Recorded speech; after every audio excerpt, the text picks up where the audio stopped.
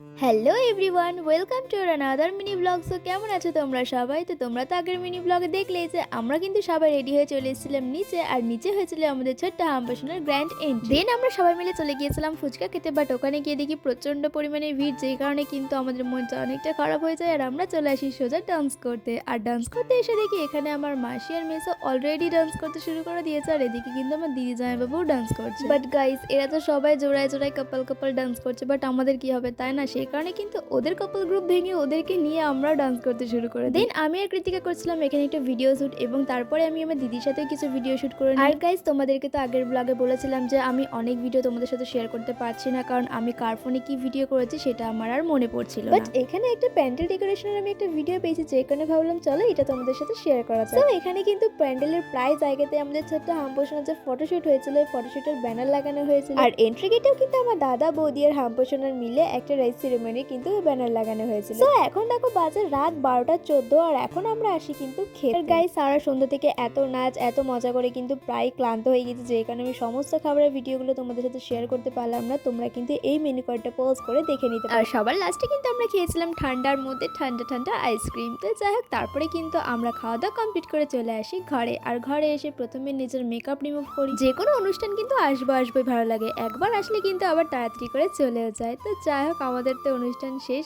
Complete. তো তোমাদের ভিডিওটা কেমন লাগলো জানি, আর এখনের জন্য সবাইকে টাটা।